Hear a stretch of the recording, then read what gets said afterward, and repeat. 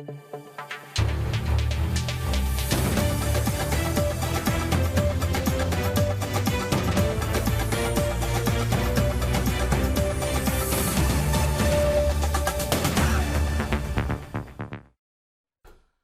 দর্শক, স্বাগত জানাচ্ছি আজকের সম্পাদকীয়তে। সাথে আছি আমি মুস্তফা খন্দকার। সংসদ সদস্য পীরজাদা হানজালা ও বিএনপি নেতা রাশেদ খান একে অপরকে চিড়িয়াখানায় পাঠানোর তর্কযুদ্ধে মেতেছেন। রাজনীতির খোলা ময়দানে এমন রসালো কিংবা তীর্যক আক্রমণ কখনো কখনো সংসদেও গড়াচ্ছে। পরকীয়া বিয়ে, জীবিত বাবাকে শহীদ বলা, ফ্ল্যাটে ওয়াশিং মেশিন, পর্দা দেওয়ার মতো দাবি তোলা হচ্ছে ওখানে। নিয়মের তোয়াক্কা না করে এমন অপ্রয়োজনীয় আপত্তিকর বক্তব্যের প্রবণতা বেড়েই চলছে। প্রশ্ন হলো, সংসদের মতো জায়গায় দাঁড়িয়ে যখন জনপ্রতিনিধিরা এমন বেফাস কথা বলেন, তখন দেশের মানুষের কাছে তারা কী বার্তা দিচ্ছেন? প্রাসঙ্গিক এসব বিষয় নিয়ে আজকে সম্পাদকীয় বেফাস কথার প্রতিযোগিতা।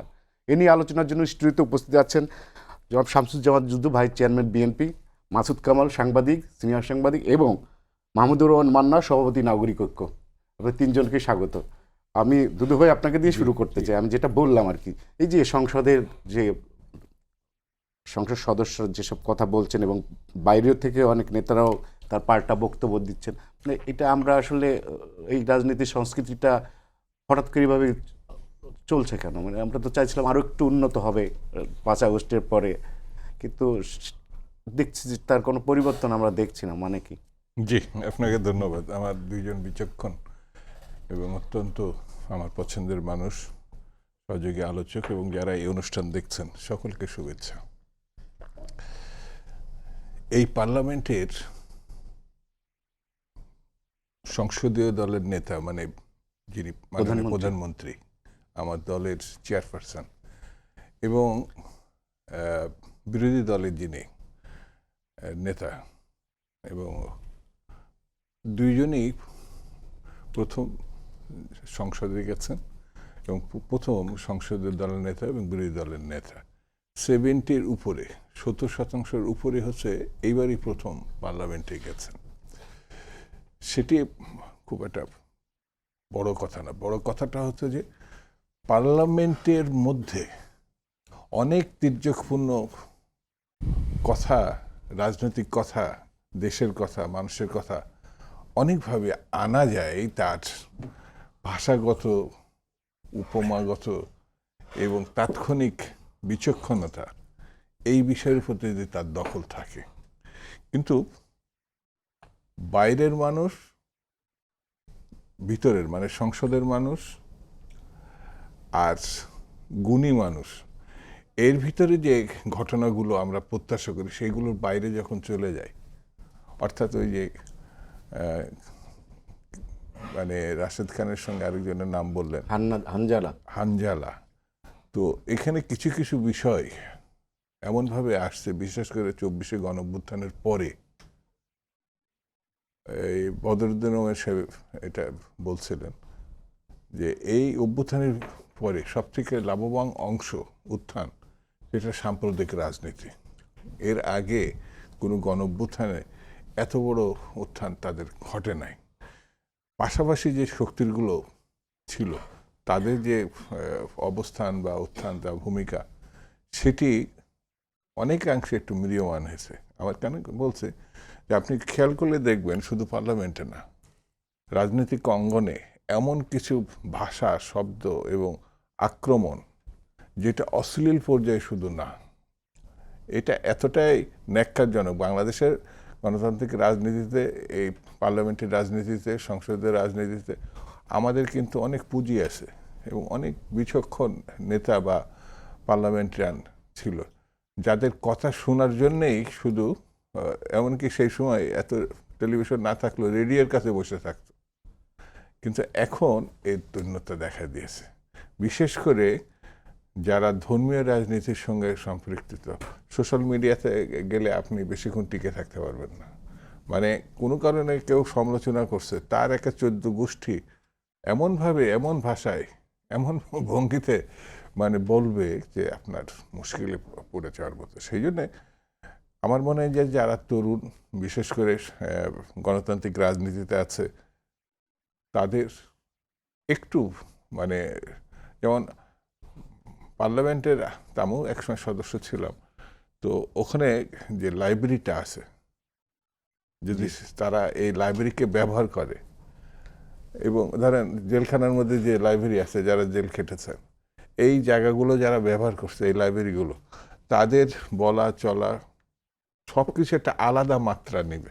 কিন্তু অত বড় লাইব্রেরি যদি কেউ ধারে কাছেও না যায়, তো সেই জায়গায়, যেমন আমি একটা বক্তার কথা আমি বলি, শ্রমিক আন্দোলনে ছিলেন জসিমউদ্দিন মণ্ডল, ঈশ্বরদী রেলওয়ে শ্রমিক আন্দোলনে। তার বক্তব্যের ভিতরে মানে তিনি যেমন কিছু কিছু অপ্রাসঙ্গিক শব্দ থাকতো, কিন্তু সেই শব্দ ছাড়া ওনার বক্তৃতা কেউ যদি শুনতে মানে যেত, ওইগুলো বাদ দিলে আর তার বক্তৃতায় কিছু থাকে না। কিন্তু সেই শব্দ এমনভাবে, এমন জায়গায়, এমন সুন্দরভাবে উপস্থাপন করতেন, তার বক্তৃতা যারা শোনে নাই ঠিক তারা বুঝতে পারবে না। শ্রমিকদের মধ্যে শ্রমিকদেরকে নিজের দিকে নিয়ে এসে নিজের কথাগুলো বলা, সেই জিনিসটা তার মধ্যে ছিল। কিন্তু এখন পার্লামেন্টে মানে যারা নতুন হিসাবে এসছেন, যারা মানে বলতে চাচ্ছেন, আমার পরিচয় মতো তাদের বোধহয় একটু সতর্ক হওয়াটাই ভালো। কামাল ভাই, এই যে সংসদের মধ্যে আমরা দেখছি তরুণ কিছু পার্লামেন্টারিয়ান এবার আসছে, তো তাদের অনেকে আছে ধরেন তো বলছে, কিন্তু বলার মধ্যে ধরেন এক ধরনের উস্কানি আছে, স্পিকারকে অনেক রুলিং দিতে হচ্ছে, বলছে এটাকে স্বাভাবিক ভেবেন না। তো এই যে পরিবর্তনটা কি আসলো, মানে আমরা গুণগত কি পরিবর্তন দেখছেন আপনি? আমার কথা হলো কি, তাদের কাছ থেকে আপনি পরিবর্তন আশা করছেন কেন? কেন আশা করছেন? আপনি একটা সহজ কথা বলি আপনাকে, এই শিক্ষাটা কিন্তু একদিনের না। একদিনের যদি শিক্ষাটা দেন তাহলে কি হবে জানেন?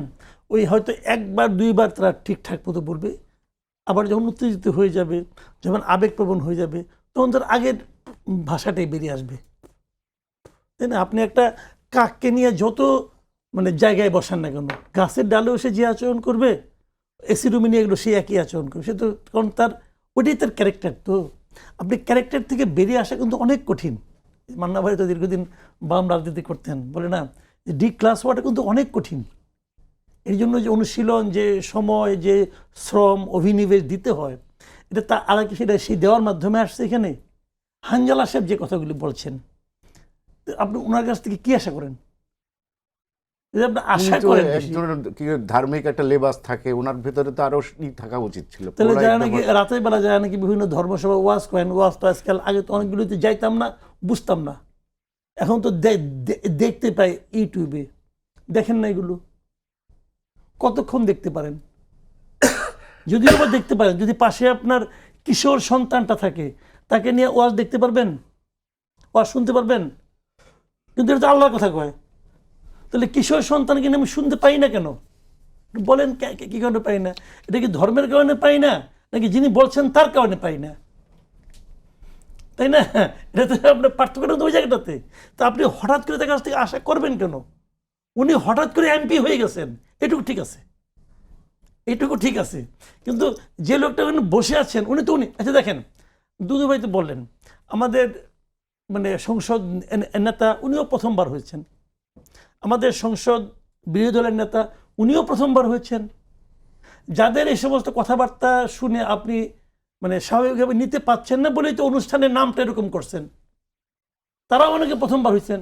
কিন্তু প্রথমবার হওয়াটা কিন্তু দোষ না। দোষটা হলো ওনারা কে কোন কালচার থেকে উঠে আসছেন, সেটার সমস্যা। সমস্যাটা তো ওই জায়গায়। আমি তো পলিটিক্যাল পার্টিগুলিকে যেন দোষ দেই যে আপনারা এমন লোককে কেন নমিনেশন দেন, যারা নাকি এসে আপনার পাশে বসবে, বসে তাদের চেহারা দেখাবে, যে চেহারা আপনি আবার নিতে পারবেন না। ঘটনা কিন্তু ওই জায়গায় ধরা খাচ্ছে। এখন এটা চলতে থাকবে। বারবার স্পিকার বলবেন এখানে যে আপনারা শিখে আসেন, ঠিক আছে এবার হলো না, আগামীবার করবেন। এখন ওনার তো আর কিছু বলার নাই, বলতেছেন। সমস্যাটা কোথায় আমি বলি? সমস্যাটা হলো সারা দেশের মানুষ এগুলো দেখতেছে। আপনারা এগুলো টেলিভিশনে, সরকারি টেলিভিশনে লাইভ সম্প্রচার করেন, আমরা দেখি, আমরা যারা আম জনতা আছে দেখি, আমরাও কিন্তু একটা রেটিং করি, আচ্ছা এই লোক আছে, উনি এই জিনিস। আমরা মানে একটা লোক হলে, একটা প্রবাদ আছে বুঝছেন গ্রামে, প্রবাদটা হলো যে সেই লোকটা তত বেশি ভালো যার সম্পর্কে আপনি যত কম জানেন, তো এখন আমাদের জানার সুযোগ হচ্ছে, আমরা বুঝতে পারছি কে কতটা ভালো, কে কতটা যোগ্য, কে কতটা নেতা হওয়ার মতো, আমরা এখন জানার সুযোগটা পাচ্ছি। কারণ উনি কথা বলতেছেন, মুখ খুললেই তো সব ক্লিয়ার হয়ে যাচ্ছে, মুখ খুললেই তো সুগন্ধ দুর্গন্ধ সব বেরিয়ে আসতেছে, তাই না? দেখতেছি আমরাও, সমস্যা নাই। মান্না ভাই, জাতি শিক্ষিত আপনি হচ্ছে। কিভাবে মূল্যায়ন করবেন এই পার্লামেন্টে? আপনারা যেরকম করে বলছেন তার সাথে তো আমার খুব মিলছে না। প্রথম কথা হচ্ছে, আমি জনাব হানজালা কি বলেছেন তা জানি না। ভার্বাটিম যদি শুনতাম তাহলে এটার উপর একটা কথা বলতে পারতাম, কিন্তু সাধারণভাবে যদি আমাকে বলেন, আমি মনে করি এই পর্যন্ত সংসদ যেভাবে চলেছে এর মধ্যে এমন কোনো মহাভারত অশুদ্ধ হয়ে যায়নি, এমন কোনো কথা বলা হয় নাই যেটাতে আমাদের একদম বিচলিত হবার মতো আছে। খেয়াল করে দেখেন, পাকিস্তান আমলে এই পার্লামেন্টের মধ্যে লাঠির বাড়িতে, মানে লাঠি তো ছিল না, চেয়ারের পায়া ভেঙে বাড়িতে সাহেদারিকে মেরে ফেলা হয়েছিল। আর তাছাড়া খুব হিস্টোরিক্যাল একটা ঘটনা হচ্ছে যে ইউএন জেনারেল অ্যাসেম্বলিতে ক্রুশ্চেভ পায়ের জুতা খুলে টেবিল চাপড়েছিলেন, পিটিয়েছিলেন, মানে সব জায়গায় দেখিয়েছে। জুলফিকার আলী ভুট্টো পাকিস্তানের সাবরমতী বক্তৃতা করছিলেন, তো তার বিরুদ্ধে সম্ভবত আইয়ুব খান বা তার কোনো একজন লোক বলছিল, পরবর্তী সময় আমি এইটা ভুলে গেছি, কিন্তু বক্তৃতাটা আমার মনে আছে। উনি বলছেন যে তার সম্পর্কে অভিযোগ ছিল যে ও মদ খায়, তো উনি তার জবাবে বলছিলেন যে मैं तो शराब पीता हूँ और तुम लोग तो आदमियों का खून पीते हो, तुम लोग खूनी हो। তো খুনি বলা হলো, সেটা কী হলো? আমি যেখানে আসছি জানেন, আসার আগে হঠাৎ করেই কেন জানি না টিভি ছেড়েছিলাম, না সরি ফেসবুকে গেলাম, দেখলাম মোদি দাঁড়িয়ে আছে চোরের মতো পার্লামেন্টের মধ্যে, আর ধুয়ে ফেলছে 2-3টা নেত্রী। আমি গত কয়েকদিন ধরে শুনলাম যেরকম করে বক্তৃতা করেছে মোদি, ওখানকার কালচারে বা যেরকম হোক নোমসটা এরকম হয়তো আছে যে তখন কেউ হইচই করে না, আমরা যেরকম হই হই করি বাধা দেয় এরকম করে না, করে মাঝে মাঝে হয়তো, ওই সময় করছে না। কিন্তু তাকে আদানি যে ডাকাতদের নিয়ে আসছে, মাত্র 4 ঘন্টা আগে যার সম্পর্কে আপনি গালাগালি করেছেন, চরিত্রহীন বলেছেন, তাকে শপথ দেওয়ার পরে যা যা করেছেন সেগুলো বলেছেন। আমাদের এখানে ওই তরুণে যদি বলেন, সেরকম কোনো ভাষায় ব্যবহার করা হয়নি। হান্নান মাসুদের নাম বলেছেন না, আমি এটা শুনেছি। হান্নান মাসুদ কি বলেছেন? প্রধানমন্ত্রীর উক্তি সম্পর্কে একটা কথা বলেছেন। এখন আপনি বলতে পারেন যে এই কথাটা ভুল হয়েছে, উনি এরকম না বলতে পারতেন, কিন্তু প্রধানমন্ত্রীকে যে অপমান করে উনি বলেছেন সেরকম তো না, কথা তো সত্যি। প্রধানমন্ত্রীর বক্তব্য সম্পর্কে ইতিমধ্যে কিন্তু কোনো জায়গাতে কথা আসছে যে উনি যে বক্তৃতাগুলো করছেন, সেই বক্তৃতাটা সবই তো রিটেন স্পিচ, তো সেই জায়গাতে ভুল এত হচ্ছে কেন? একদম সন, তারিখ, ডেটাস, ফ্যাক্টস এগুলো পর্যন্ত ভুল হয়ে যাচ্ছে। তো তার উপরে কথা বলছে যে এগুলো উনি সত্য কথা বলছেন না, অসত্য কথা বলছেন বা সত্য গোপন করছেন, এরকম যদি বলেন, তবুও আপনি বলবেন যে হান্নান মাসুদ তো মিথ্যা কথা বলছেন, এরকম বলছে না। এটা তো ঠিক যে এই পার্লামেন্টটাতে অনেক নতুন নতুন লোক আসছে, নতুন আসছে বলে সব মাপ পেয়ে যাবে সেরকম যেমন ঠিক না, তেমনি নতুন আসছে বলে তাদেরকে আপনি একটা ক্ষমাসুন্দর দৃষ্টিতে দেখবেন, সেটাও ঠিক। ইন্টেনশনালি তিনি কি খারাপ বলেছেন? আমি কিন্তু বলেছি হানজালার আগের বক্তব্য আমি শুনেছি, কিন্তু বর্তমানের বক্তব্য আমি জানি না। আপনি যেটার রেফারেন্স দিয়ে কথা বলছেন বা আলোচনাটা শুরু করলেন, সেটা যেহেতু জানি না, সেদিক থেকে যদি দেখেন, তাহলে এই পার্লামেন্টের মধ্যে আমি অনেক বেশি সভ্যতা ভব্যতা দেখছি। কিন্তু একজন পার্লামেন্টারিয়ান তার বাবার সম্পর্কে মুক্তিযোদ্ধার দাবি করে যে তথ্য দিল, মিথ্যা কথা বলেছেন, মিথ্যা কথা বলে। মানে এটা একটা অজ্ঞতা। দেখেন, মানুষ মিথ্যা কথা বলে কি একটা সত্যকে চাপা দেওয়ার জন্য চেষ্টা করতো, কিন্তু উনি এমন ইতিহাসের এক জায়গায় দাঁড়িয়ে কথা বলেছেন, maybe he was out of his head that time. আমি এটা আমার কাছে ব্যাখ্যা করা খুবই কঠিন যে এরকম বলবি কেন। কিন্তু আরেকজন যে বললেন যে মাইক্রোওয়েভ দেওয়া হোক, আমাকে কি বলে আপনার ওয়াশিং মেশিন দেওয়া হোক, পর্দা কিনে দেওয়া হোক, মানে এইটাও খুব চাইল্ডিশনেস। খেয়াল করেন, এটা কিন্তু কারো জন্য হার্মফুল কথা বলছে তার উপর না, আপনি শুনে একটু সম্মানহানি হতে পারে, কিন্তু উনি যদি এই কথাটা ওই জায়গায় না বলে তাদের হাউসকিপিং কমিটি বা কী কমিটি আছে সেই জায়গায় যদি বলতেন, তাহলে হয়তো জিনিসটা অনেক কেউ তো জানতোই না, কিন্তু উনি চাইতেন, নিজের জন্য চাইতেন, কিন্তু উনি একটা জেনারেলি সবার জন্য চাইছেন। এইটাতে আমি মনে করি এত লক্ষ লক্ষ টাকা খরচ করে সংসদ অধিবেশন চালাচ্ছেন, তার মধ্যে এই ফালতু কথা বলে বলছেন। সমালোচনা যদি এটা হতো যে এই যে বাজেটটা হয়েছে, এই বাজেটের চুলচেরা বিশ্লেষণ একজন করবার চেষ্টা করতেন, আপনি অ্যাপ্রিসিয়েট করতেন যেটা কত ভালো জিনিস হচ্ছে, যে দেশকে এগিয়ে নেওয়ার জন্যে এক বছর একটা সালতাবামি তো একটা বাজেট, একটা বাজেটের দিক নির্দেশনা, এক বছরের দিক দিশা দিচ্ছে আপনাকে, কিন্তু আগামী আরও 4 বছরের জন্য আপনার জন্য একটা গাইডলাইনও তৈরি করছে আপনি কোন দিকে যাবেন। সে অর্থমন্ত্রী বক্তৃতার সময় বলেছেন না, চতুর্থ বছরে আমরা দেখবো যে অর্থনীতি ঘুরে দাঁড়িয়েছে, প্রথম 2 বছর তেমন কিছুই দেখা যাবে না। তো প্রথম 2 বছর কি করবেন? তারপরেও একটা বাজেট দেওয়া হয়েছে, সেই বাজেট কত ইম্পর্টেন্ট আলোচনা। তার মধ্যে যদি আপনি চা খাওয়ার আবার ব্যবস্থা নেই সেসব বলেন, তখন মানুষ বলতেই পারে আমি পেটেই ভাত পাই না, আগুন লেগে গেছে বাজারে, একটা সবজি নিয়ে যার দাম 100 টাকার কম, এই পরিস্থিতিতে এগুলো কি হচ্ছে? ওইটা অশ্লীলতা কাকে বলে? দেখেন, ওই যে একটা গল্প আছে না, ছবি আঁকতে দিয়েছে দুজনকে, তো এক একজন এক এক রকম এঁকেছে। তো একটা ছবি আছে, একটা মহিলা অলমোস্ট নেকেড, কিন্তু পায়ে একজন বোঝা পড়া, তখন বলছে এই ছবিটা নেকেড। আবার একদম ফুললি নেকেড যেটা দিয়েছে সেটা বলেছেন এইটা নেকেড না। কেন এটা নেকেড বলছেন না? কেন উনি বলছেন this is the creation of God, আর এইটা তুমি তৈরি করেছো, তাতে ইঙ্গিত করছো যে দেখো এই ঢাকলেও কিন্তু আসলে এর পেছনে এই নগ্নতাটা আছে। তো আমি এরকম করে একটা জিনিস তৈরি করলাম, সেটাকে অশ্লীল লাগে দেখতে। আমি এরকম করা জিনিস বললাম যেটা আমার কষ্টের কথা বলছে না, এই মুহূর্তে আমার সবচেয়ে প্রয়োজনীয় যে জিনিস সেটা বলছে না, সেখানে কিন্তু আপনি বলতে পারেন যে এইগুলো ফালতু কথা হচ্ছে, এই কথাগুলো নিন্দা করা উচিত বা এগুলো বন্ধ করেন, আপনারা কাজের কথা বলেন। সেই তুলনায় গালাগালি ইত্যাদি কোনো কিছু হচ্ছে না। মনে আছে আপনার, এটা কত সাল ভরে গেছি, সম্ভবত সুলতান আহমেদ চট্টগ্রামের বাঁশখালী থেকে এমপি ছিলেন, উনি জুতা দেখিয়েছিলেন পার্লামেন্টের মধ্যে, এবং বি চৌধুরী বলছিলেন দেখেন স্পিকার সাহেব, পেছন থেকে জুতা দেখানো হচ্ছে আমাদেরকে। টেলিভিশনে জুতা দেখায়নি, জুতার কোনো ছবি কেউ দেখায়নি, কিন্তু বি চৌধুরী অভিযোগ করেছিলেন। তো পার্লামেন্টের মধ্যে যেগুলো হতে পারে না সেরকম না, তো একজন আরেকজনকে তেড়ে যায়, এরকম তো বহু ঘটনা ঘটেছে।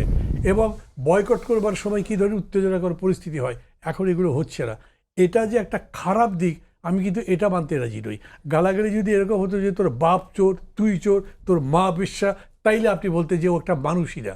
কিন্তু এইখানে যে কথাগুলো বলা হচ্ছে, তাতে আমি দেখছি পার্লামেন্টের নর্মসের বাইরে চলে যাচ্ছে, বা অনেক জিনিস অপ্রয়োজনীয় মনে হচ্ছে, কিছু কিছু বিরক্ত লাগছে। আমি যা শুনতে চাই তা আমি পার্লামেন্টে শুনতে পাচ্ছি না।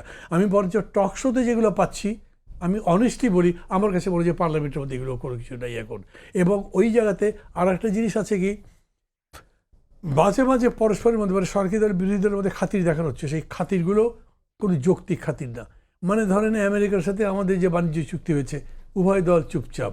রুমিন ফারহানা বললেন যে এটা বিরোধিতা করবে, কিন্তু উনি তো নোটিশ দিতে পারছেন না, 4 জন সদস্য পক্ষেরাই। উনি তখন গিয়ে এনসিপির কাছে বলছেন যে আমাকে একটু সমর্থন দাও, তারাও দিচ্ছে না। দেন হোয়াট ইজ দিস পার্লামেন্ট? এত বড় একটা চুক্তি আলোচনাই করলো না, দ্যাট ইজ ইনডিসেন্ট। আমি এমনকি এটাকে অশ্লীলও বলতে পারি, যদিও শব্দটা আমি বলতে চাচ্ছি না, কিন্তু আমি এটাকে মনে করি যে নিশ্চয়ই এটা করার দরকার ছিল। ওই জায়গাতে কেউ যদি একটা ধরে যে লাইনের বাইরে গিয়ে কথা বলে থাকে, একটা শব্দ প্রয়োগ ভুল হয়ে থাকে, সেইটাকে আমি এত বড় করে দেখতে চাই না। সমালোচনার জন্য যখন তুলেছেন আমি সেটাকে অ্যাগ্রি করছি, নিশ্চয়ই তাদেরকে আরও পরিশীলিত হওয়া দরকার, কারণ এটা তো সবাই দেখে করবে। এখন আমার একটা কথা বললেন যে পার্টিগুলো যখন নমিনেশন দেবে তখন এগুলো দেখে করা দরকার, যে এরা গিয়ে কথাবার্তা বলতে পারবে। তো ওইখানে শিক্ষিত লোক ভোটই দাঁড়াতে চায় না, আর শিক্ষিত লোক যদি দাঁড়ায় উনি বক্তৃতা করতে জানেন না, শিক্ষিত লোক মানুষের সাথে মেশেন না, উনি ভালো করে কথা বলেন না। আর চাষা ভুষে টাইপের লোক, ক্ষেত টাইপের লোক, সে গিয়ে মানুষের সাথে এর বাড়িতে ঢুকে ওর বাড়িতে গিয়ে ভাত খাই, ওর 10টা টাকা দেয়, বাচ্চাকে কোলে তোলে। মানে মানুষের সাথে বেশার কতগুলো কায়দা তারা এমন করে রপ্ত করেছে, এবং হয়তো তাদের টাকা পয়সাও আছে। পার্টি কি করে, ভোট যখন পার্লামেন্ট হয়, এই কথা যারা বলেন তারা খুবই ভুল করেন। তখন গুণের বিচার হয় না, তখন নাম্বার হয়, কারা বেশি নাম্বার পায় জিতে কি, কারণ ক্ষমতায় যাবার প্রশ্ন আছে। তো সেই জায়গাতে কোয়ালিটি থাকে না। আমি এটাকে অ্যাপ্রুভ করছি তা বলছি না, কিন্তু আমি বলছি একটা ধরেন যেটাকে আমরা বলি যে মেসেজ কে, মানে গণমাধ্যমে যদি গুণের চর্চা থাকতো তাহলে হয়তো এই জিনিসগুলো হতো না এরকম করে, তাহলে আমরা আরও পজিটিভ জিনিস পেতাম, পার্টিগুলো আরও পরিশুদ্ধ হতো। সব পার্টি তাই করছে, অতএব এই দিকেই আমরা যাচ্ছি। ভাই, আগামীকাল 23 জুন নিশ্চিত ঘোষিত আওয়ামী লীগের প্রতিষ্ঠাবার্ষিকী, এটা নিয়ে সরকার এক ধরনের ইসের মধ্যে সতর্ক অবস্থানে আছে। ইতিমধ্যে সেনা মোতায়েন করা হয়েছে কয়েকটা জায়গায়। তো সরকার হঠাৎ করে সিরিয়াস কেন আওয়ামী লীগের প্রতিষ্ঠাবার্ষিকী কেন্দ্র করে? তারা কি, সরকার কি মনে করছে আওয়ামী লীগ বড় কোনো কিছু ঘটাবে? সরকার ভালো বলতে পারে প্রথম কথা, এবং তার যে ইনফরমেশন মানে পাওয়ার যে সোর্সগুলো, এটা অন্য অনেক সাধারণ মানুষের থেকে বেশি। অর্থাৎ সরকারি দল বা বিরোধী দল যাই করুক না কেন, সরকারের অবস্থানে বিভিন্ন এজেন্সি যেগুলো থাকে, তারা যদি মনে করে এজেন্সি রিপোর্টটাকে দেখে যে এই পরিস্থিতি, তার উপর ভিত্তি করে তারা কিছু সিদ্ধান্ত নেয়। তবে আওয়ামী লীগের যিনি প্রধান, তিনি কিন্তু খুব বেশি দূরে নেই আমাদের থেকে। আর এখন অবশ্য কেউ কারোর থেকে খুব একটা বেশি দূরে থাকে না, কারণ সোশ্যাল মিডিয়া থেকে শুরু করে বিভিন্ন মিডিয়াতে তাদের বক্তব্যগুলো দেশি অথবা বিদেশে এগুলো থাকে। তো সতর্কতা এই জন্যে যে তাদের যে পতনের পরিবর্তে তাদের খুব বেশি আগের সরকারি অবস্থানে যে বক্তব্য, বিবৃতি বা তাদের যে ক্যারেক্টার, খুব একটা পরিবর্তন হয়েছে এটা আমার কাছে মনে হয় না। মানে তারা এখনো পর্যন্ত, বিশেষ করে শেখ হাসিনা এবং তার সহযোগী যারা আছেন, তারা হুমকি ধামকি দিয়ে যাচ্ছেন। শেখ হাসিনা তো প্রথম দিকে লিস্ট করার জন্যই বলছেন, এবং কাউকে বাঁচায় রাখবেন না সেটাও তিনি বলছেন। আর মিছিল কিছু কিছু কোনো জায়গায় হঠাৎ করে ঝটিকা মিছিল হচ্ছে, ওই ঝটিকা, রাইট, ওই রকম একটা করার চেষ্টা করছে। সেখানে পুলিশ কোনো জায়গায় তাদের ধরছে, অ্যারেস্ট করছে, জেলও পাঠাচ্ছে। তবে যেটি হচ্ছে সবথেকে আমার কাছে মনে হয়েছে যে শান্তিপূর্ণ অবস্থায় এটা বজায় রাখা যতটা কঠিন, শান্তি ভঙ্গ করা তত কঠিন না। এটা দুই একজন এমন জায়গায় একটা ধরেন বিস্ফোরক দ্রব্য ছুঁড়ে মারলো বা অন্য পথ করলো, তো এতে রাজনৈতিকভাবে আপনি যেটা বললেন যে তাদের প্রতিষ্ঠাবার্ষিকী, তো একটা দলের সাফল্য ব্যর্থতা থাকে। ধরেন ব্যর্থ হয়েছে, পতন হয়েছে, পালিয়ে গেছে, কিন্তু তারা যদি রাজনীতি করতে চায়, মানে আওয়ামী লীগ, তারা যদি আবার ফিরতে চায়, সেই সম্ভাবনা আছে কি নাই সেটা পরের বিবেচনা। কিন্তু মানুষকে আপনার তার কনফিডেন্সে নিতে হবে, তার পক্ষে নেওয়ার কৌশল, ভূমিকা, এগুলো থাকতে হবে। কিন্তু আমি আওয়ামী লীগের যে ভূমিকা এখন, মানে অনেকটা বলা যায় সন্ত্রাসী ভূমিকা, এই দেশে মানে সন্ত্রাসী ভূমিকা যারা নিছে অতীতে রাজনীতিতে, সেটি কমিউনিস্ট পার্টি হোক অথবা গণতান্ত্রিক কোনো দল হোক, তারা আস্তে আস্তে মানে জনগণ থেকে বিচ্ছিন্ন হয়েছে এবং তারা তাদের গুরুত্ব অনেকাংশে হারিয়েছেন। যেমন আমি যে অঞ্চলের মানুষ, সেই সময় এটা বাম ঘেঁষা এলাকা ছিল, চুয়াডাঙ্গা, কুষ্টিয়া, মেহেরপুর, ঝিনেদা, এমনকি খুলনা ডিভিশন একটা বৃহৎ অংশই ছিল, যেটা অনেকটা এখন বিপদগামী হয়ে ওই সময় এটাকে রাজনৈতিকভাবে দেখা হতো। 70 বা আগে পরে তার বিশাল ভূমিকা ছিল, সমর্থনও ছিল। কিন্তু পরবর্তীতে এই রাজনীতি আস্তে আস্তে আস্তে আস্তে এমন একটা জায়গায় চলে যায়, যেমন জাসদের যখন গণবাহিনী তৈরি হয়, সেই সময় তাদেরও একটা বড় ভূমিকা ছিল, মানে সশস্ত্র বিপ্লব, এটাকে বিপ্লবী বলা হতো সশস্ত্র। তো এখন সেই জায়গাগুলোতে কেউই নাই, কিন্তু কেউ কেউ তার মানে নাম ব্যবহার করে। আমার কাছে যেটা মনে হয়েছে যে রাজনীতি বিবর্জিত সন্ত্রাস, এটা নেহাতি সন্ত্রাস। তো সেই সন্ত্রাস দিয়ে কখনো যে মানুষের কাছে টিকে থাকা যায় না, সেটা যদি আজকে যারা মানে ক্ষমতাচ্যুত হওয়ার পরে আজকে যারা মানে রাজনীতি ফিরে আসার পথ, হ্যাঁ, ওরা যদি মনে করে যে একটা চমক সৃষ্টি করা, নিজেদেরকে মানে এটা খবরের শিরোনাম করা, সেটা আলাদা কথা, কিন্তু এইভাবে রাজনীতিতে ফিরে আসতে পারবে এটা আমার কাছে মনে হয় না। কামাল ভাই, এই যে সরকার হঠাৎ করে সিরিয়াস হলো, সেনা মোতায়েন করলো, মানে আপনি কি কোনো রকম আশঙ্কার কিছু দেখছেন আগামীকাল? কিংবা এটা তো আমাদের চেয়ে ওনারা বেশি দেখবেন, কারণ আপনি বাইরে থেকে কি আপনার কাছে এরকম কোনো আন্দাজ করতে পারেন? না, আমি অন্যভাবে বলি আপনাকে জিনিসটা, যে ওনাদের গোয়েন্দা বাহিনী আছে সারা দেশে, তারা ছড়াই আছে, একদম পুরো একটা নেটওয়ার্ক আছে, এবং খুবই বিভিন্ন সেকশনে গোয়েন্দা আছে, এবং তাদের মাধ্যমে তারা নিশ্চয়ই কোনো তথ্য পেয়েছে, খবর পেয়েছে, তার ভিত্তিতে তারা এই নাড়াচাড়া করতেছে। এই খবর আমার পাওয়ার কথা না, আমার হলো দেখার ব্যাপার, যে ওনাদের এই নাড়াচাড়া দেখে আমরা আতঙ্ক বোধ করছি। আমাদের আর কিছু না, কিন্তু আমরা মানে আওয়ামী লীগের নাড়াচাড়া হচ্ছে কি হচ্ছে না আমি কেমনে বুঝবো? আমি তো আর ওদের সঙ্গে মিশি না, আমি বলতেও পারবো না। কিন্তু সরকার মনে করছে তারা নড়াচড়া করছে। এই জিনিসটা আমরা ফিল করতে পারছি যে সরকার নড়াচড়া করছে, সরকার প্রিপারেশন নিচ্ছে, এটা আবার মিডিয়াতে তারা দিচ্ছে। ওদের অভ্যন্তরীণ যে চিঠি চালাচালি সেগুলো আমরা মিডিয়াতে দেখছি, দেখে আমরা ভাবছি যে তারা ব্যাপক একটা যুদ্ধ একটা প্রস্তুতি তারা নিচ্ছে। তো আমার কথাটা হলো কি, যে এই যে আপনারা সরকারের একটা প্রতিষ্ঠান জনগণের টাকাতে যে চলছে, এদের কাজটা আসলে কি? এদের কি কাজ এটা যে একটা পলিটিক্যাল পার্টি তাদেরকে আমি কথা বলতে দেব না বলে আমাদের পূর্ববর্তী সরকার একটা ঘোষণা দিয়েছে, সেই ঘোষণাকে আমরা এন্ডোর্স করেছি এবং তাদেরকে আমরা কথা বলতে দেবই না, এটাকে বাস্তবায়ন করার জন্য আমি আমার বাহিনীকে, আমার সমস্ত শক্তিকে এখানে প্রয়োগ করছি। এবং এই প্রয়োগ করছি কার বিরুদ্ধে? যে লোকগুলো, এই লোকগুলো তো এই দেশেরই নাগরিক। তো এখন তাদের আপনি কথাই বলতে দিবেন না, তাহলে কয়েকদিন দিবেন না, যে যতদিন বিচার না হবে। আপনারা কি বিচারটা শুরু করেছেন? বিচারটা শুরু করেন না কেন? বিচার তো অনগোয়িং চলছে না। অনগোয়িং নো, বিচার করা হবে, এটুকু বলা হয়েছে। বিচারটা করা হবে, হচ্ছে তো ইনোভার মামলা তো করছেন আপনি হাসিনার বিরুদ্ধে, রায়ের তারিখ দিয়েছে। ওটা তো হাসিনার বিরুদ্ধে, হাসিনার আওয়ামী লীগের সমর্থকটা।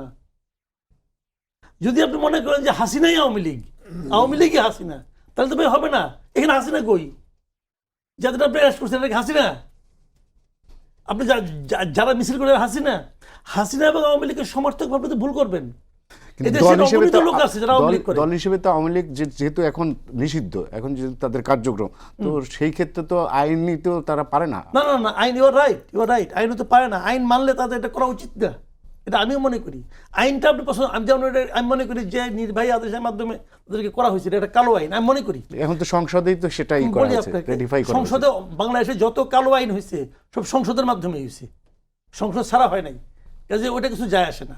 তো আমার কথাটা হলো কি, এটা আইন কালো, আইনটা আমি অপছন্দ করি। কিন্তু যত আমার ওদের ক্ষমতা থাকে আমি আইনটা পাল্টাবো। যতক্ষণ পর্যন্ত আইনটা আমি পাল্টাতে না পারছি, এটাকে আমি কালো আইন হিসেবে উল্লেখ করব, কিন্তু আইনটা অমান্য করবো না। এটা হলো নাগরিকের ব্যাপার, আমি যেটা মনে করি। তো এখন আমি মনে করি আইন মান্যকারী নাগরিকের উচিত আইনটা মান্য করা, এটা আমি বিশ্বাস করি, আমি নিজেও তা করি। প্রবলেমটা হলো কি, যে আপনি যে এই আইনটা প্রয়োগ করছেন, কতদিনের জন্য প্রয়োগ করছেন? আপনি বলেছেন, আপনি নিজেই বলেছেন যতদিন বিচারটা চলবে ততদিন আইনটা চলবে না। তো বিচার তো আপনি শুরু করেন না কেন? সেই অন্তর্বর্তীকালীন সরকার আমলে এটা আপনি করছেন, এই আইনটা জারি করছেন, বিচার করবেন, আইসিটিতে বিচার করবেন, করেন।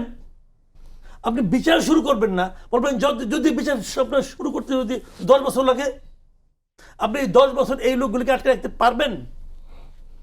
তখন এই লোকগুলি আইন মানবে? কিন্তু লোক তো ভাই 3টা না। আপনি একজন লোককে বলছেন তোরা আমি বাইন্দা রাখলাম, পুলিশ আসার আগ পর্যন্ত তুই থেকে নড়তে পারবি না, কারণ পুলিশ তোর আসে না, বিচারও হয় না। সে কতক্ষণ ওখানে থাকবে? বাদা একটু মুস্তামুস্তি করবে না? আর মুস্তামুস্তি করতেছে, আপনি মন খারাপ করেন, মুস্তামুস্তি তুমি কেন করো? তোমার তো চুপ করে থাকার কথা। তো ও তো বলতেছে ভাই আপনারা তো বিচার করেন, আপনি তো বিচার করেছেন না, আপনি বলবেন আর মানবে সেটা? ওরকম তো হাসিনা অনেক কিছু বলছিল যে তোমরা এটা করতে পারবে না, এটা করতে পারবে না, মানছে কেউ? মানুষ নিজের সুবিধা অনুযায়ী মানামানি করে। এখন আপনি বলবেন যে তুমি এখানে এভাবে থাকো, আমি থাকবো না রে ভাই, আর আপনি তোমাকে আটকে রাখবো, রাখেন আটকে। আপনি কয়জন আটকাবেন?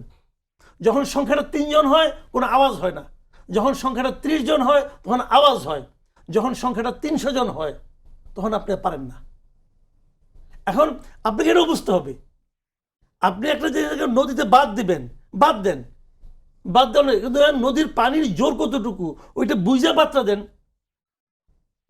তাহলে আপনি বাঁধের যন্ত্রপাতি যা আনবেন, কাঠটা আনবেন, এই কাঠগুলি অপচয়। আমার কথা হলো এটাই যে বাস্তবতাকে বুঝে আপনাকে আইনটা প্রয়োগ করতে হবে। সেই বাস্তবতা বুঝে অন্তর্বর্তী সরকার আইন প্রয়োগ করেছিল বলে আমি মনে করি না। এই সরকার একটা গণতান্ত্রিক সরকার, ওরা জনগণের শক্তি সম্পর্কে ধারণা থাকা উচিত, ওনাদের সেইভাবে কাজটা করা উচিত। মানে ভাই, আপনি আওয়ামী লীগের ফেরার সম্ভাবনা কতটুকু দেখছেন রাজনীতিতে? সেটা তো একটা ধরনের আলাদা প্রশ্ন, কিন্তু যে প্রশ্নটা আমাদের দুজনকে করেছিলেন আমি তার উপর একটু বলি। আচ্ছা, আওয়ামী লীগ তো আমাদের আশেপাশে আছে, আওয়ামী লীগ আমাদের পাশে আছে, তারা কি করবে, কি করতে পারে সেটা সম্পর্কে আমরা একেবারে অজ্ঞ যে সেরকম না। তাছাড়া পাশের দেশের যে সমস্ত মিডিয়া আছে সেই মিডিয়াগুলো তো বলে, সোশ্যাল মিডিয়া, তারপরে অন্যান্য মিডিয়া, সেখানে যেরকম করে তারা বলেছে তাতে ওইখানে অবস্থানরত, ওইখানে আশ্রয়প্রাপ্ত শেখ হাসিনার নির্দেশ হচ্ছে 23 জুন তাদের প্রতিষ্ঠাবার্ষিকী যথাযথভাবে পালন করতে হবে। যদি কোনো কোনো জেলা বা কোনো কোনো শাখা 23 জুন পালন করতে না পারে বিভিন্ন বাধার কারণে, তাহলে সেটা 24 জুন কিংবা তার পরে হলেও এটা পালন করবে, নির্দেশ। তো এইভাবে ধরেই নিতে পারে সরকার যে এরা এই কাজটা করবে। এই প্রতিষ্ঠাবার্ষিকী পালনটা কিভাবে হতে পারে? ট্র্যাডিশনালি যেরকম করে আওয়ামী লীগ সেটা করতে পারে, কিন্তু একটা সভা তো করতে পারবে না, তারা মঞ্চ বানাতে পারবে না, তারা কোনো জায়গাতে বক্তৃতা করবে দাঁড়িয়ে দাঁড়িয়ে, সেটা হবে না। পুলিশ অলরেডি রেড অ্যালার্ট জারি করেছে। প্রথম হলো, আমি মনে করি পুলিশ যে রেড অ্যালার্ট জারি করেছে এইটা তাদের এই ঘটনার কারণে এটা করা। রেড অ্যালার্টটা ইয়েলো অ্যালার্ট এইটা কথা নয়, but police will be on alert, এইটা খুব জেনুইন। গভর্নমেন্ট যে এই ব্যাপারে সজাগ হয়েছে এবং গভর্নমেন্ট এটা বাধা দেওয়ার চেষ্টা করছে, সেটা আমি মনে করি এটার মধ্যে কোনো বাধ্যবাধকতা মানে অন্যায়ের মধ্যে দৃষ্টিভঙ্গি নেই, তারা ঠিকই করছে। আর আরেকটা কথা হচ্ছে কি, ধরেন এরকম তো হয়েছে অতীতে, এই যে একটু আগেই কথা বলছিলেন না, সংসদে তো পাশ করেছে, সংসদে বাকশালও পাশ করেছিল, তো বাকশাল মানতে পারি কি আমাকে? সংসদে পাশ করলেই মানতে পারি, কিন্তু কোনো কথা নয়।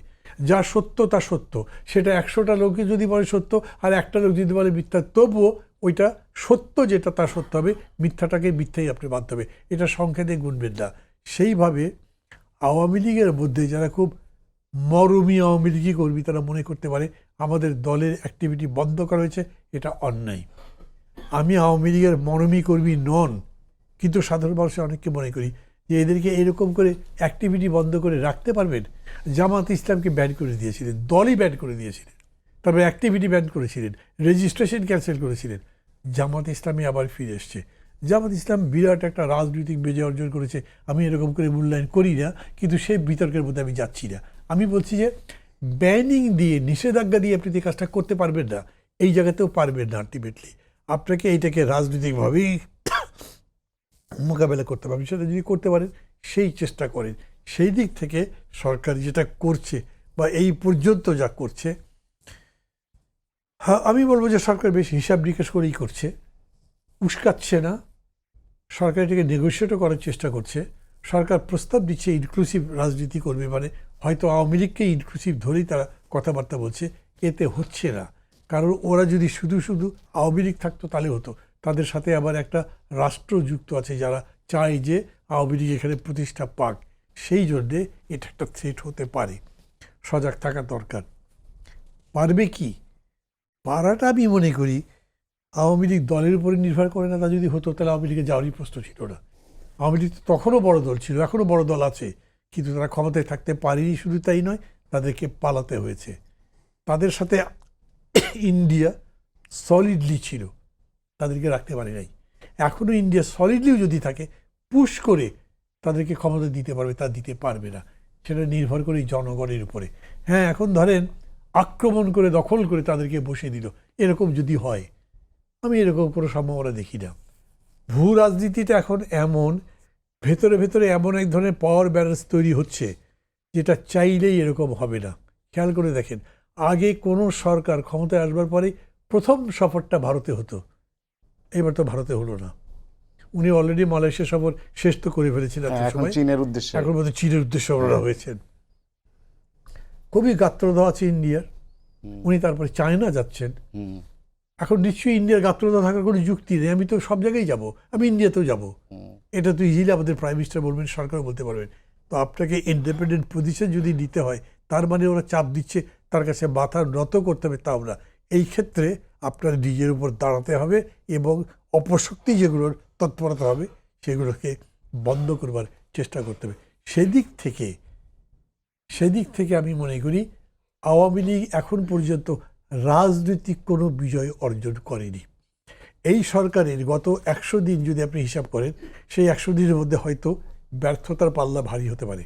অন্তত আমি সমালোচনার দিক যখন দেখছি, মানে যেদিন ভোটে এত অ্যাবসলিউট নিরঙ্কুশ সংখ্যাগরিষ্ঠতা বিএনপি জয়যুক্ত হয়েছে, সেই দিনের সমর্থনটা যত দৃঢ় ঘন জমাট বাঁধা ছিল, আজকে আমি সেটাকে একটু একটু ফিকে হতে দেখছি। এটা কমে যাচ্ছে অথবা ফিকে হয়ে যাচ্ছে, আমি শব্দটা এটা বললেই বোধহয় ভালো। এই জায়গাতেও যে আওয়ামী লীগ নিজেদের কারণে করতে পেরেছে, তাদের একটা কারণ কি, দাম বেড়ে গেছে। ওই যে একটু আগে আমি বলছিলাম সবজির দাম 100 টাকা কেজির কম কোনোটা আছে আমার তো মনে হয় না। সব কিছুর দাম বেশি, ইনভেস্টমেন্ট নাই, অর্থনীতির অবস্থা খারাপ। এগুলো দেখে মানুষ ভাবছে এটা কি আইন শৃঙ্খলা বেশি খারাপ। মানে খুন দর্শন শুরু হয়েছিল, এখন তো খুন বেশি পরিমাণে দেখা যাচ্ছে। এগুলো দেখে লোকে মনে করছে যে কি জানি এটা চাইতে, মানে আমি কারো কাউকে বলতে শুনছি এরকম যে তারা মনে করছে যে আমরা কি ফেলে কোথায় আসলাম। তো এই পরিস্থিতিতে যদি আওয়ামী লীগ নিজেদেরকে একটা পলিটিক্যাল অ্যাপ্রোচ দিয়ে মানুষের সামনে হাজির হতে পারতো, ওইটা আপনার জন্য পটেনশিয়াল থ্রেট হতে পারতো। তার আগে পর্যন্ত এদের যে ঘুষ, দুর্নীতি, লুটপাট, এটা এখনও মানুষের সামনে জল করে। ওই অর্থে আওয়ামী লীগের পেছনে কোনো সমর্থনই আছে আমি মনে করি না। এবং যেহেতু আইনি একটা বাধা আছে, এই দেখবেন সবাই খুব হইচই করছে না যে স্থানীয় সরকার নির্বাচনে দেখা যাবে যে আওয়ামী লীগ কত জিতেছে, কিন্তু আওয়ামী লীগ তো ভোটই করবে না, ভোট করবে ইন্ডিভিজুয়াল, সেটাতে আপনি রাজনৈতিক বিচার করতে পারবেন না। পরবর্তী যে ভোট হবে সেই ভোটে আওয়ামী লীগ অংশ নিতে পারবে না। তাহলে 5 বছর পর্যন্ত আওয়ামী লীগের আমি কোনো ফিউচার দেখছি না। 5 বছর পর্যন্ত আওয়ামী লীগ কীরকম করে থাকবে দেখার বিষয়। আওয়ামী লীগ কি ততখানি আদর্শিকভাবে কনসলিডেটেড যে তারা 5 বছর পরেও একই শক্তি দিয়ে অবস্থান করবে?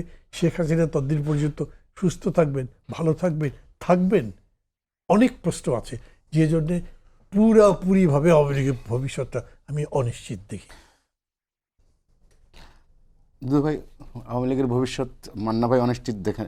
আমি একটু ভারত এই প্রধানমন্ত্রী সফর নিয়ে বলতে চাই যে প্রধানমন্ত্রী ট্র্যাডিশনাল আমাদের দেশে প্রথমেই ভারতে সফর যায়, কিন্তু উনি তৃতীয় দেশ দিয়ে উনি শুরু করলেন, এরপরে উনি চীন যাচ্ছেন। এই বিষয়টা ইন্ডিয়া কিভাবে দেখবে, তাদের প্রতিক্রিয়াটা কেমন হতে পারে? ঠিক চীনে যাচ্ছে এটা না বলে এইটি যে কূটনীতিক সুলভ কিছু সিদ্ধান্ত হয়েছে, মালয়েশিয়ায় যাচ্ছেন, দ্বিতীয় দেশ হিসেবে চীনে যাচ্ছেন। চীন থেকে তিনি মালয়েশিয়ায় যাচ্ছেন না। যেমন আপনি যেমনটা বললেন যে ভারতে আমার পার্শ্ববর্তী 3 দিকেই সীমান্ত ভারতে, তো সেখানে সবকিছুতেই মানে যে পতিত সরকার মানে 15-16 বছর ধরে যারা ক্ষমতায় ছিলেন, সবকিছুতেই কিন্তু ভারত কেন্দ্রিক তাদের একটা ভূমিকা ছিল। এবং ভারতেরও এই দেশের জনগণের থেকেও ওই নেত্রী এবং ওই দলের প্রতি মানে খুবই সেই দল বায়াসড, মানে কি এটা ভয়াবহ রকম বায়াসড। যেমন একটা নির্বাচন হয়েছে, পরপর যে 3টে নির্বাচন হয়েছে, 3টা নির্বাচনকেই তারা প্রশংসা করেছেন, সমর্থন জানিয়েছেন এবং প্রধানমন্ত্রী হিসাবে শেখ হাসিনাকে অভিনন্দন জানিয়েছেন। ওই সময়গুলোতে যে এই নির্বাচন নিয়ে যদি সমর্থনের আগে 2টো লাইন যে অন্যান্য বিরোধী দল না বিএনপি শব্দ না উচ্চারণ করতো, তাহলেও একটা প্রসঙ্গ ছিল। সেই জিনিসগুলো ওই সময় আমরা লক্ষ্য করি না। অর্থাৎ দেশ হিসাবে এবং ওই দেশের সরকার হিসাবে আর এই দেশের সেই সময় সরকার এবং একটা দল হিসাবে এর মাঝখানে যেটা মুখ্য বিষয় সেটা হচ্ছে জনগণ। 2 দেশের জনগণের সঙ্গে কোনো সম্পর্কের ঘটনা ছিল না, সবটাই মানে ভারতের স্বার্থের ভিত্তিক। অর্থাৎ আওয়ামী লীগ থাকতে, যেটা শেখ হাসিনা বলছে, আপনার বোধহয় স্মরণ আছে এবং এটা খুবই ইতিহাসে লেখা থাকবে যে ভারতকে যা দিয়েছে আমি এমন কিছু দিয়েছি যে সারা জীবন মনে রাখবে। তো সেই ঘটনার আদতে এটাই সত্য এবং ওটা মনেও রাখছে ভারত, মনে রাখেনি কিন্তু তাকে আশ্রয় দিয়েছে। না, শুধু আশ্রয় না, পুরা পার্টি সেখানেই আছে। এখানে যারা বলছে যে আওয়ামী লীগ যারা, এটা সাধারণ আওয়ামী লীগ সমর্থক বা সাধারণ কর্মী যারা এই পরিস্থিতির কিছু মানে নির্যাতন বলে, আক্রমণ বলে, অপদস্থ বলে তারা মুখোমুখি হচ্ছে, ওনারা কিন্তু হচ্ছে না। সেই বিবেচনা থেকে আমার কাছে যেটা মনে হয়েছে যে বাংলাদেশের রাজনীতিতে যেমন ধরেন বিএনপি যদি সফল হয়, মানে নির্বাচনে একেবারে অ্যাবসলিউট মেজরিটি পাইছে, এই দিকটা সফল। বিএনপি যদি সফল হয় তাহলে আওয়ামী লীগের কোনো ভবিষ্যৎ নাই রাজনীতি। অর্থাৎ যে কোনো সরকার সফল হলে তার বিরোধিতা যারা করেন তারা একটা কোণঠাসা অবস্থায় পড়ে যায়। ধরেন এই যে আওয়ামী লীগ 70-তে দেখেন পাকিস্তানের সর্বশেষ নির্বাচনে তারা যে মানে আসন মানে অন্য বিরোধী দলগুলো একেবারে নিশ্চিহ্ন হয়ে গেছিলেন 71-এ মুক্তিযুদ্ধের সময় তাদের ভূমিকা নিয়ে নানান প্রশ্ন আছে, তারপরেও আওয়ামী লীগ ছিল। কিন্তু 10 জানুয়ারি শেখ সাহেব যখন ফিরে আসলেন, শেখ মুজিবুর রহমান সাহেব, এবং রাষ্ট্রের ক্ষমতা উনি হাতে নিলেন, তারপরে দেখেন শেখ মুজিবুর রহমানের তার আগের যে শেখ মুজিব আর ওই 10 জানুয়ারির পরের যে শেখ মুজিব, ক্রমান্বয়ে শেখ মুজিবের যে পরিণতি, যে অবস্থা, যে জনপ্রিয়তার ধস, এই যে ঘটনাগুলো মানে এটা ভয়াবহ একটা ঘটনা। অর্থাৎ মানুষের প্রয়োজন, যেটা মান্নারে কিছুটা দিলেন যে বাজার, এটা একটা বিরাট ফ্যাক্টর।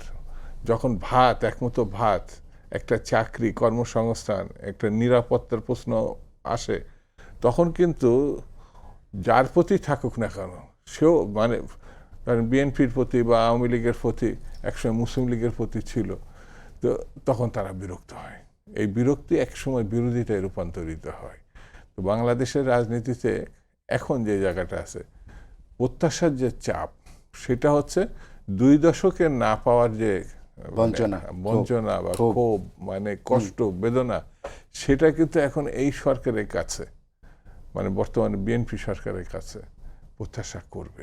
সেই জায়গাটায় ছোট ঘটনাও যদি তারা আহত হয়, মানে জনগণ, তাহলে এটা অনেক বড় হিসাবে দেখা দেবে। ওই যে মানে এখন আছে না, কোনো জায়গায় ধরেন একটা বোমা বিস্ফোরণ বা এটা, সরকার সেনাবাহিনী কেন, মানুষকে মানে রক্ষার জন্য সরকার তো এটা, সে নানান পদক্ষেপ নিতে পারে, কেন নিল? তার মানে সেনাবাহিনী এখন আসবে কেন? এটা গণতান্ত্রিক সরকার, বা পুলিশ এত মানে কঠোর ভূমিকায় যাচ্ছে কেন?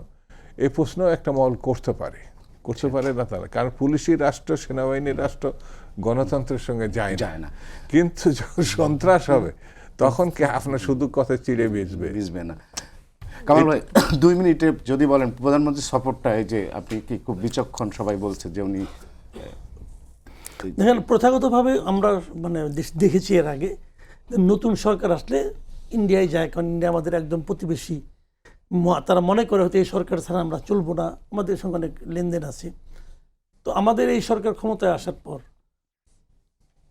অন্তর্বর্তীকালীন সরকার আমলে ইন্ডিয়ার সঙ্গে আমাদের সম্পর্ক ছিল সর্বনিম্নতে, এত নিম্নে কখনো নামে না এর আগে। তো এই সরকার ক্ষমতায় আসার পর তার পররাষ্ট্রমন্ত্রীকে তো প্রথম ইন্ডিয়াতেই পাঠাইল। তাতে কি ওই শীতলতা একটু কমেছে, উষ্ণতা বেড়েছে? বাড়েনি তো। তো যদি এই সরকার এভাবে দেখে যে আমি তো ফরেন মিনিস্টারকে পাঠিয়ে দেখলাম, তো তাহলে এইভাবে হচ্ছে না। পশ্চিমবঙ্গের নির্বাচনের পরে তো তারা আরো খারাপ হয়ে যাচ্ছে। এখন ওনারা যে আমরা বার্গেন করব, এখন যদি চীন যাওয়াটাকে যদি আপনি মনে করেন বার্গেনের পার্ট যদি মনে করেন আপনি, আমি তো কোনো খারাপ দেখি না, আমি তো মনে করি এটা মানে গুড ডিপ্লোমেসি তারা এখানে দিয়ে দেখছে।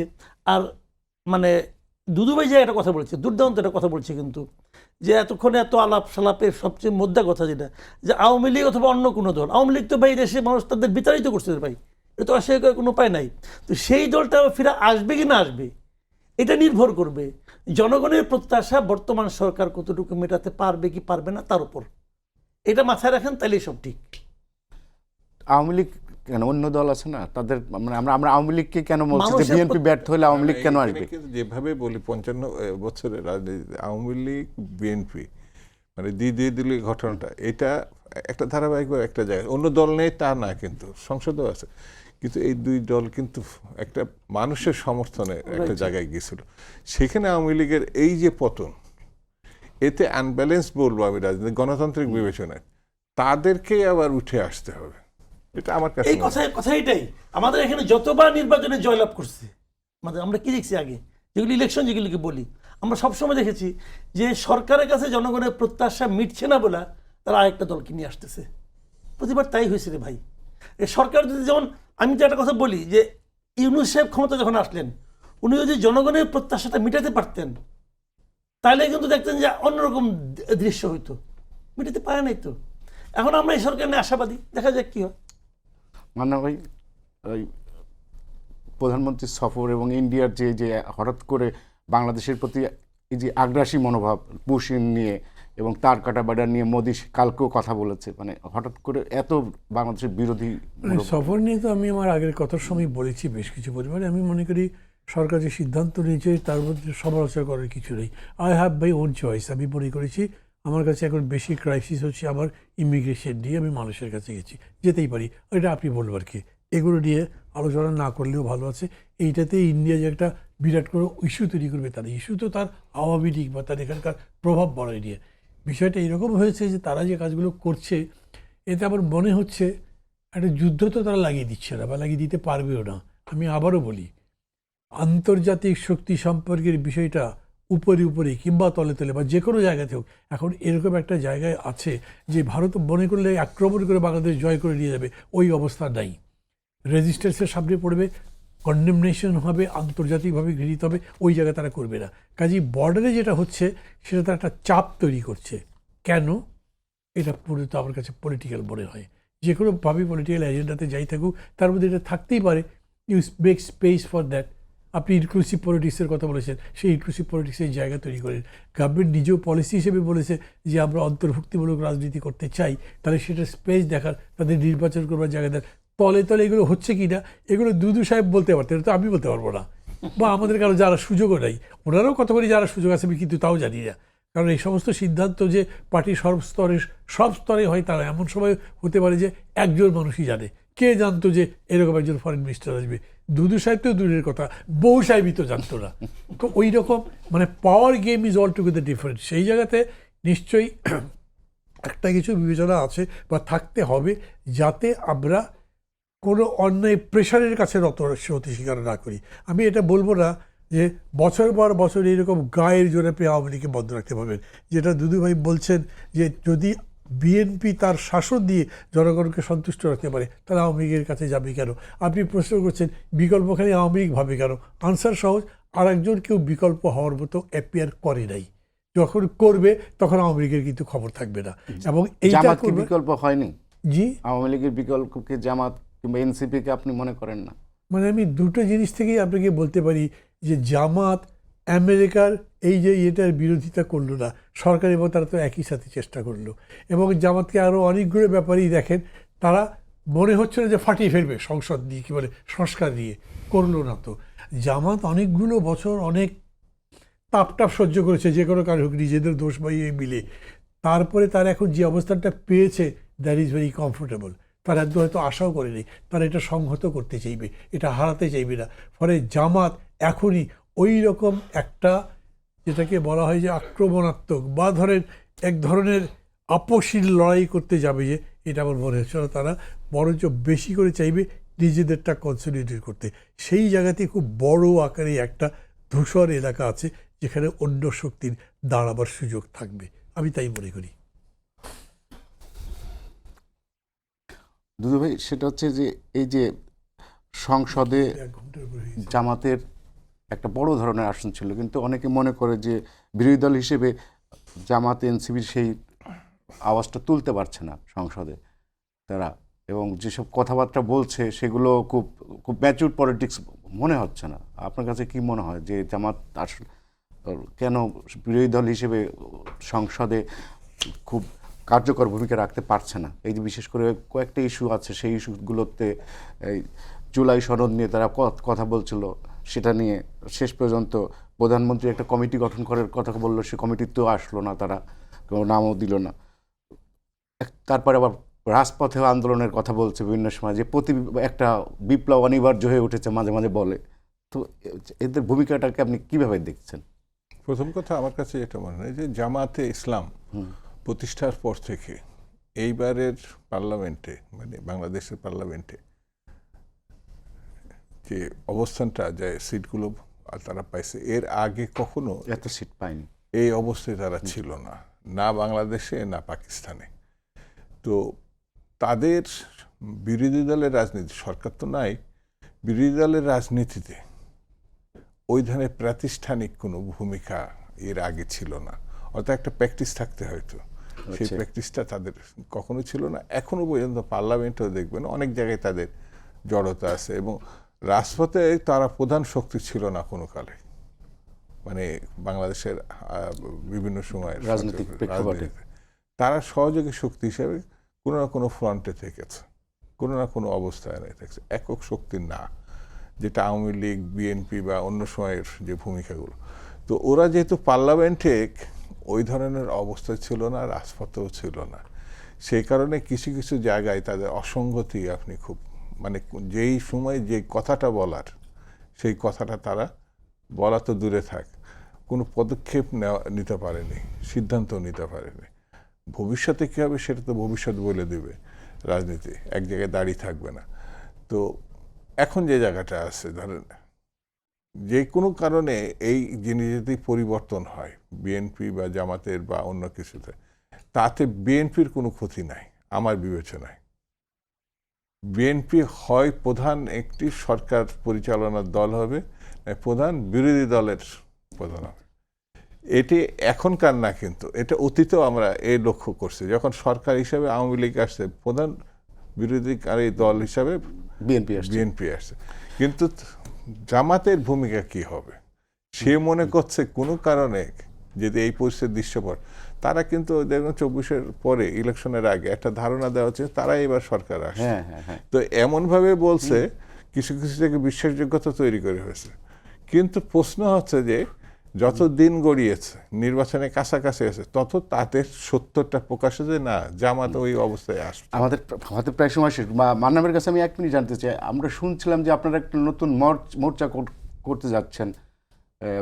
আপনারা যারা বিএনপির সাথে রাজপথে যুগপথ আন্দোলনে ছিলেন, সেরকম কিছু দল, এটা কোথায় শুনেছেন? এটা শুনলাম যে সাইফুল হক আপনারা মিলে একটা সাইফুল হক তো সরকারের সাথেই আছেন। আছে, কিন্তু আপনারা তো সরকারে নাই।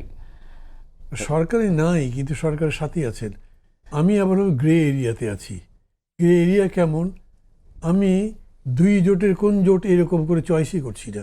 আমি মনে করি আসলে কারেক্ট লাইনটা কি হতে হবে সেটা ঠিক করি, তার ভিত্তিতে তখন সবার সাথেই হবে। আর আমরা যাদের সাথে ছিলাম, মানে একসাথে ছিলাম যে বিএনপি সহ, এই এতদিন পর্যন্ত বিএনপির পক্ষ থেকে আমাদের তো খোঁজখবর করেনি, তার তো আমাদের জিজ্ঞেস করে বা আমাদের সাথে কোনো আলোচনা হয়নি। ফলে তাদের অ্যাটিটিউড কী, তারা ফিউচার কীরকম করে প্ল্যান করেন জানি না। ফলে এগুলোর উপর আমি কোনো কথা বলতে পারবো না। আমি আমার কথা বলতে পারি, সেটা আমি একটু আগে যেটা বলেছি। আমি মনে করি বিএনপি যেভাবে চলছে, যদিও তাদের ঘুরে দাঁড়াবার সময় এখনও প্রচুর আছে, অনেক জায়গা আছে, এইভাবেই যদি চলতে থাকে তাহলে সে অন্যদের জন্য স্পেস বেশি তৈরি করতে থাকবে। যেটা দুদু বললেন, তারা কারেক্ট যদি না হয় তাহলে বাকিরা, বাকিদের মধ্যে যাতে আমি আসতে পারি, আমি একটা কারেক্ট পলিটিক্স নিয়ে সেইটা চেষ্টা করব। আমার সঙ্গে এই পলিটিক্সে যাদের মিলবে তারা মিলে করব, সেটা যারাই হোক সেটা তো পরে দেখবার বিষয়। এবং আমি মনে করি এরকম রাজনীতি তো আগামী দিনে হবে। আমাদের হাতে আর সময় নেই। মান্না ভাই, কামাল ভাই এবং দুদু ভাই, আপনার 3 জনকে ধন্যবাদ। দর্শক, এই ছিল আজকের সম্পাদকীয়তে। আগামীকাল আবার দেখা হবে একই সময়ে। শুভরাত্রি সবাইকে।